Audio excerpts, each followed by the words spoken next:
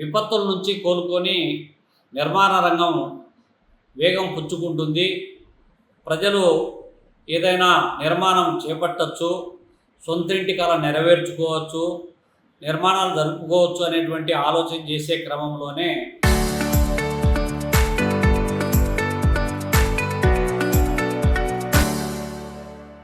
ఉన్న ఫలంగా ఇవాళ సిమెంటు పరిశ్రమలు సిండికేట్ అయ్యి ఏకంగా ఒక బస్తా పైన 50 రూపాయల నుంచి 70 రూపాయలు అదనంగా పెంచడం అనేటువంటిది నిర్మాణ రంగం పైన తీవ్రమైనటువంటి ప్రభావం చూపే అవకాశం ఉంది.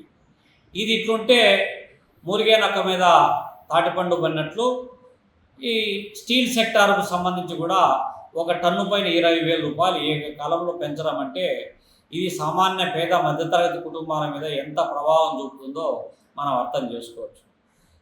స్టీలుకు సంబంధించినటువంటి ఇంటర్నేషనల్ మార్కెట్, ఇంకొకటి ఇక్కడ ఉన్నటువంటి డొమెస్టిక్ వ్యవస్థ, దీని ప్రభావం పక్కన పెడితే సిమెంట్ ఇండస్ట్రీస్కు సంబంధించినటువంటిది రాష్ట్రంలో ఉన్నటువంటిది, అందులో రాయలసీమలో ఉన్నటువంటి ప్రాంతం ఎక్కువ భాగం. మన కడప జిల్లాలోనే దాదాపు భారతీయ సిమెంట్ ఫ్యాక్టరీ కావచ్చు, జువారి కావచ్చు, ఐసీఎల్ కావచ్చు, దాల్మియా కావచ్చు, ఇవన్నీ కూడా జిల్లాలో కావలసినంత ముడి సరుకు వాడుకుంది, నీళ్లు వాడుకుంది, కరెంటు వాడుకుంది, అన్నీ ఈ జిల్లాలో ఉన్నటువంటి వనరులు అన్నీ వాడుకుంటారు.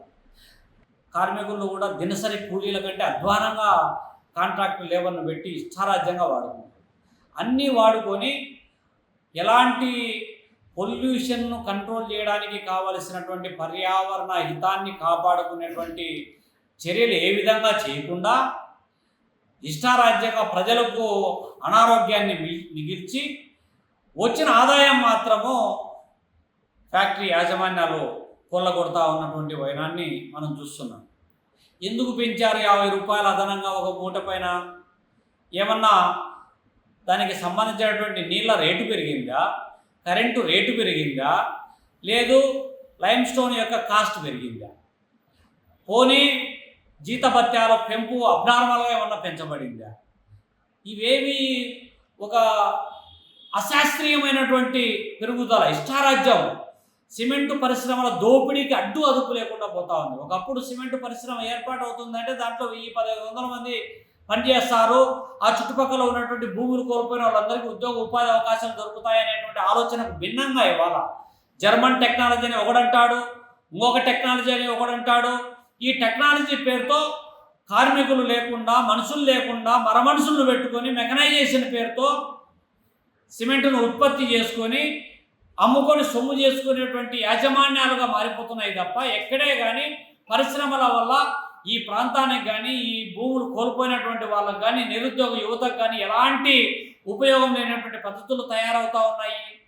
అనేక పర్యాలు ఎర్రగుంటకు సంబంధించినటువంటి అయ్యా మాకు దుమ్మంతా నిండిపోతూ ఉంది, మా ఆరోగ్యం దెబ్బతింటా ఉంది, శ్వాసకోశ వ్యాధులు వస్తున్నాయి, క్యాన్సర్ బారిన పడుతున్నామని చెప్పి అనేక సందర్భాల్లో చెప్తా ఉన్నప్పటికీ కూడా ఎక్కడే కానీ ఒక హాస్పిటల్ ఏర్పాటు చేయడం కానీ, లేకపోతే గ్రీనరీని పెంచడం కానీ, చెట్లు పెంచడం కానీ, పర్యావరణాన్ని కాపాడడానికి ఎలాంటి ఒక్క సిఎస్ఆర్ ఫండ్స్ను కూడా ఖర్చు చేస్తామన్నట్లు కనపడదు.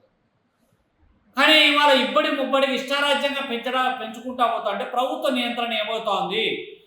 మీరు సంచిపైన ఎంత మామూలు వసూలు చేస్తున్నారు కాబట్టి మీ సంచులను, మీ జోబులు నింపడం కోసం సంచుల మీద ఇష్టారాజ్యంగా పెంచుకుంటా పోతే అది సామాన్యుల మీద తీవ్ర ప్రభావం చూపుతుంది.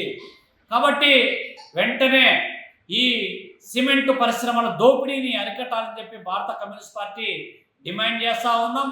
అట్లా కాని పక్షంలో ప్రత్యక్ష ఉద్యమ కార్యాచరణ ప్రకటిస్తామని చెప్పి కూడా హెచ్చరిస్తూ ఉన్నాం.